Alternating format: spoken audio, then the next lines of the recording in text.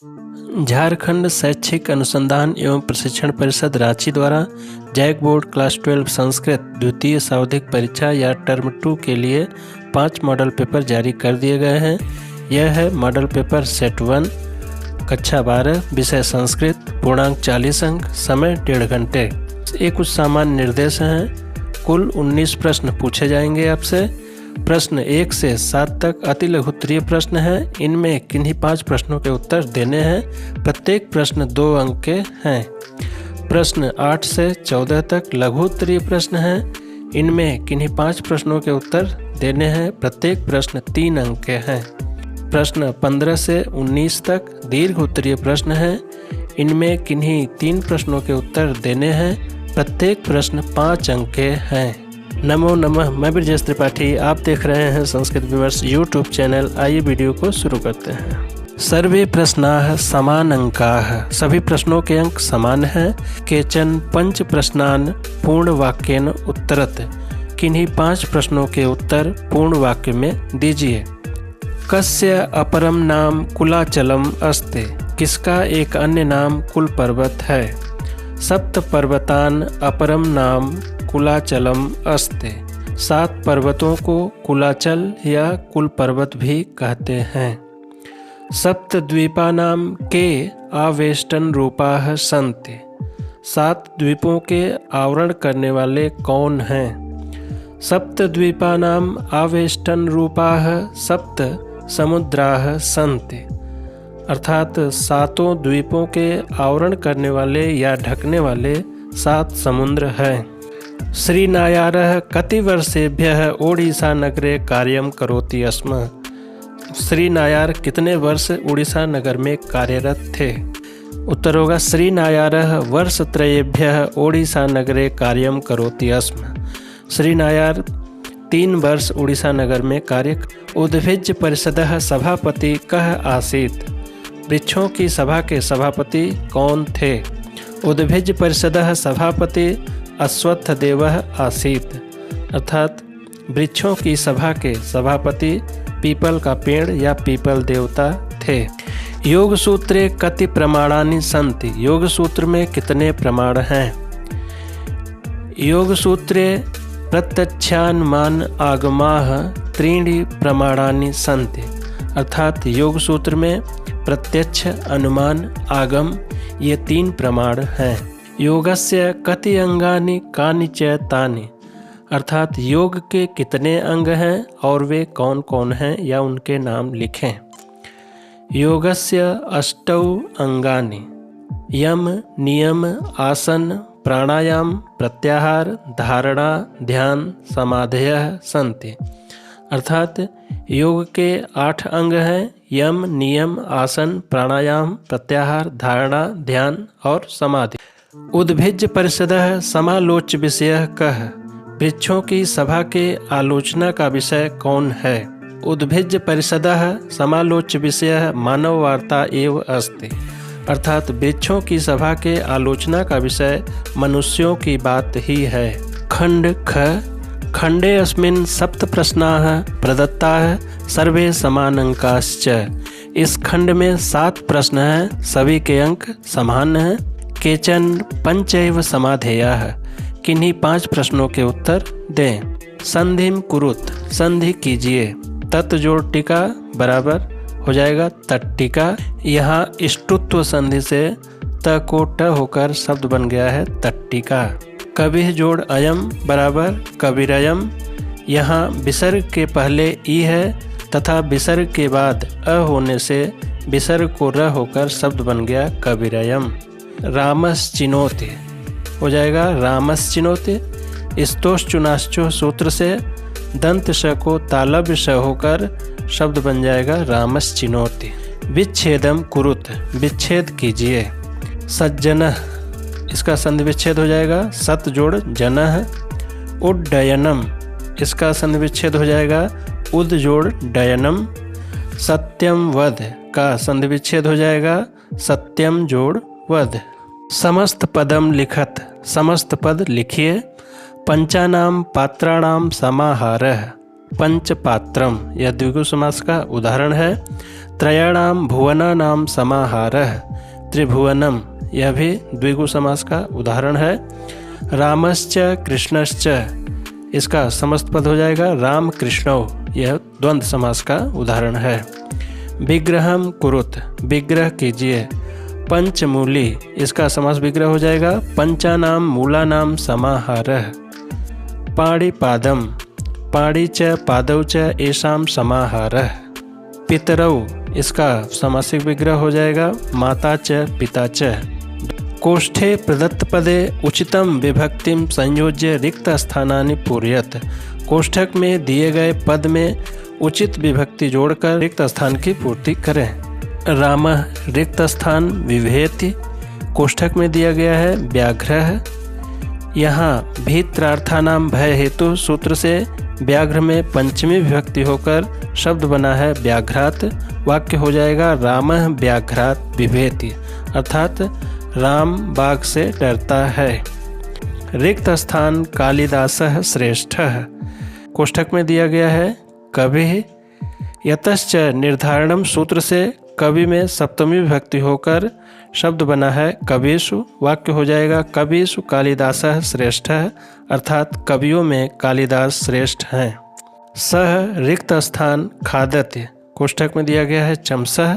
यहाँ खाने की सिद्धि में चमसः चम्मच सहायक है, अतः चमसः में तृतीया विभक्ति होकर चमसेन होगा और वाक्य हो जाएगा सह चमसेन खादति, अर्थात वह चम्मच से खाता है। प्रकृति प्रत्यय संयोज्य लिखत, प्रकृति और प्रत्यय को जोड़कर लिखें। भ्रम जोड़ तुमुन हो जाएगा भ्रमितुम। विहस जोड़ ल्यप, शब्द बन जाएगा विहस्य। क्री जोड़ कत्वा, शब्द बन जाएगा कृत्वा। उचित क्रियापदैहि रिक्त स्थानानि पूरयत, उचित क्रियापदों से रिक्त स्थान की पूर्ति कीजिए। बालकाः क्षेत्रे रिक्त स्थान, कोष्ठक में दिया गया है धावतः धावन्ति।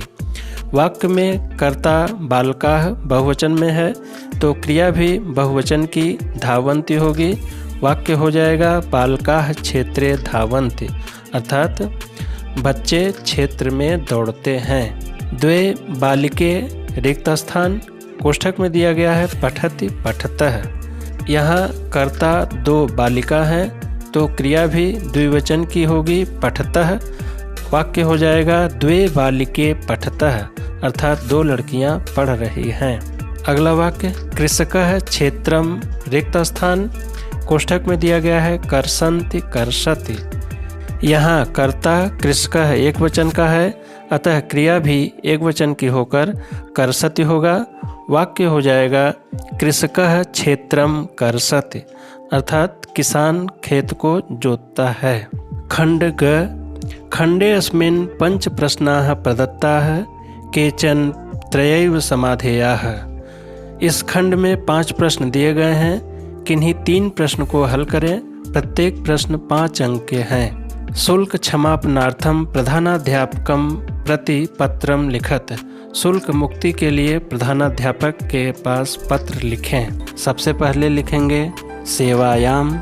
अब शुल्क मुक्ति के लिए प्रधानाचार्य को पत्र लिखने के लिए कहा गया है, इसलिए यहाँ प्रधानाध्यापक महोदय लिखेंगे। अब इसके नीचे अपने विद्यालय का नाम लिख देंगे। उदाहरण के लिए मैंने लिख दिया है, आपको अपने विद्यालय का नाम इसी तरह यहाँ लिखना है। अब विषय लिखेंगे शुल्क क्षमापनार्थम आवेदन पत्रम, अर्थात शुल्क मुक्ति के लिए आवेदन पत्र। अब यहाँ लिखेंगे महोदय है, यह लाइन छोड़ देंगे।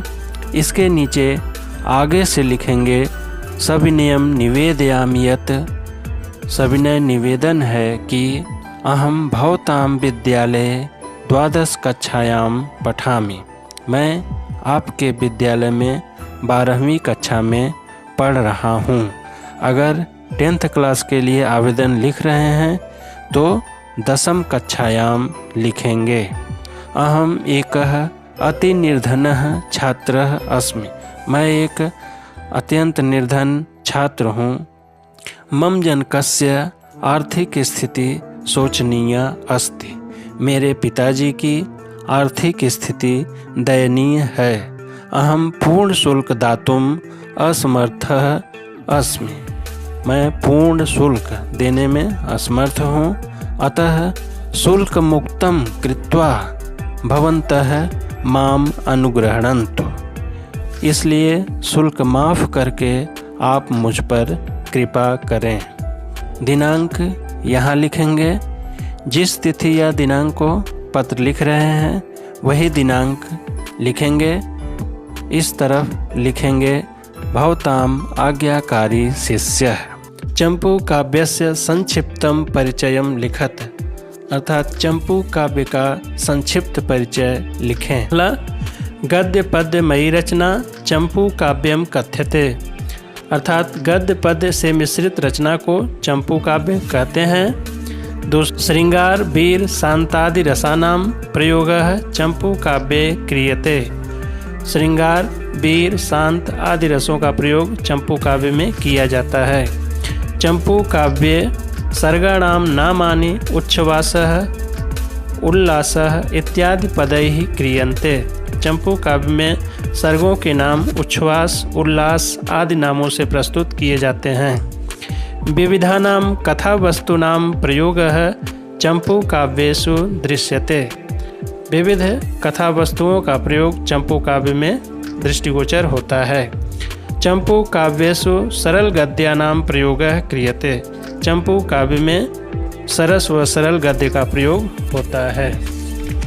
त्रिविक्रम भट्ट का नल चंपू व मदालसा चंपू, सोमदेव सूरीकृत यशस्तिलक चंपू, अनंत भट्टकृत भारत चंपू, महाराज भोजकृत रामायण चंपू, श्री कृष्ण कृत पारिजात हरण चंपू आदि कुछ प्रमुख चंपू काव्य ग्रंथ हैं। अधोलिखितम चित्रम दृष्ट्वा पंचवाक्यानि लिखत।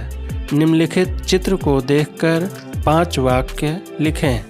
चित्रलेखन का यह एक प्रारूप है। इसी आधार पर आपको वाक्य बना लेना है। यहाँ ध्यान यही देना है कि अगर चित्र में कोई वस्तु एक है तो अस्ति का प्रयोग करेंगे, और अगर कोई वस्तु 3 है या 3 से अधिक है तो संति का प्रयोग करेंगे।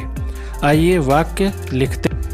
यह विद्यालय का चित्र है तो लिख देंगे इदं चित्रम विद्यालयस्य अस्ति। यह विद्यालय का चित्र है। इस चित्र में बादल दिख रहे हैं तो लिखेंगे अस्मिन् चित्रे मेघाः सन्ति। इस चित्र में बादल हैं। इस चित्र में खेल का मैदान है तो लिखेंगे अस्मिन् चित्रे क्रीडा क्षेत्रम अस्ति। इस चित्र में खेल का मैदान है।